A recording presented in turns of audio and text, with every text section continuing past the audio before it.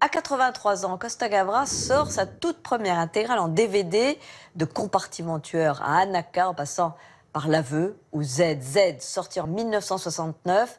C'est alors que la politique fait irruption dans le cinéma. En réalisateur franco-grec engagé, Costa Gavras dénonce le régime des colonels. Un drame historique servi par Yves Montand, Jean-Louis Trintignant, Irène Papas, qui entra dans la légende du 7e art. Alexia Gaillard.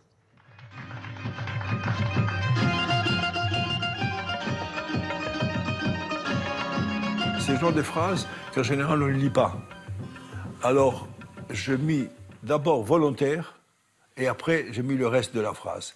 Comme ça, les gens avaient lu le volontaire et ils savaient de quoi il s'agissait tout de suite. Je viens d'avoir le ministre. Cette affaire est très grave et ses implications politiques peuvent être catastrophiques. Tout est dit. Z est un thriller politique adapté d'une histoire vraie.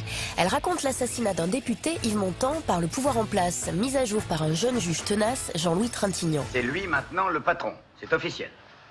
Il faut donc lui transmettre le dossier constitué par vos premières investigations et ensuite prendre ses directives. Révisons notre classique avec son très engagé réalisateur Costa Gavras, qui nous a reçus chez lui à Paris. Premier volet de la trilogie politique de Costa Gavras, Z a fait le tour du monde. Plébiscité, il a reçu des dizaines de récompenses, dont 2 Oscars et 2 prix au Festival de Cannes en 1969. Et pourtant, le scénario de Z, personne n'en voulait.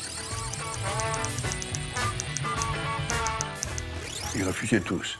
Ils disaient, il n'y a pas de quoi faire un film avec ça, parce que d'abord, il n'y a pas un rôle qui suit tout le film du début jusqu'à la fin, c'est qu'il y a l'habitude dans les films, et puis il n'y avait pas d'histoire d'amour. Et puis c'était une histoire d'un député qu'on avait assassiné en Grèce, qui pouvait s'intéresser à cette histoire. Inspiré des événements liés à la dictature des colonels en Grèce, le film sort en France 1 an après mai 68. Il est considéré comme l'un des premiers films politiques. Le complot continue.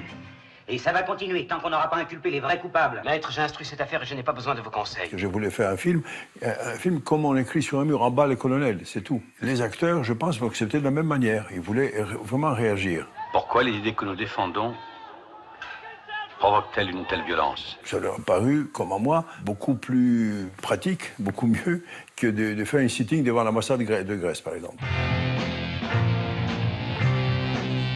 J'ai demandé à Raoul Coutard, qui était le chef opérateur, d'abord de travailler beaucoup avec la caméra à la main et de faire des lumières très simples, comme si on arrivait dans un endroit où on tournait, sans avoir à mettre des projecteurs ici et là, comme on faisait dans tous les films. Et puis, aux acteurs de connaître très très bien leur texte et de bouger vraiment comme on ferait dans la vie. Et on répétait cela, et après on tournait. Il y avait quand même un état d'esprit chez tous les acteurs, je pense, qui était très important. On voulait tous que ces films s'effacent.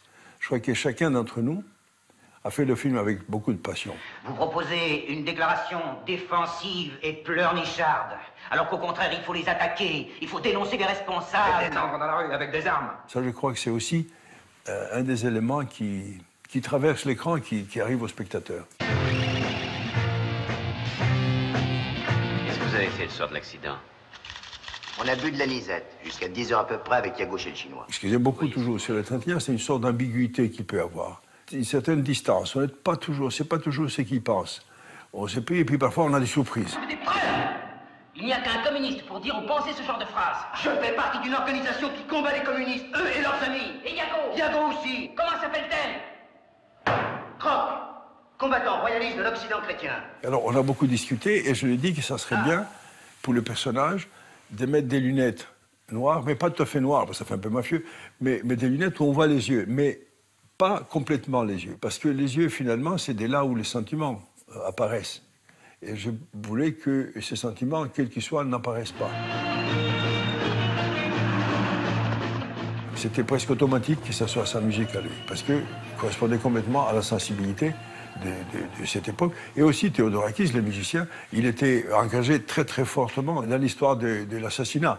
Enfin, il était même membre de petits groupes de jeunes qui poussaient les juges à dire la vérité, qui demandaient la vérité, etc. Donc, il était en prison à cause des colonels, l'avaient mis en prison, comme des milliers d'autres personnes.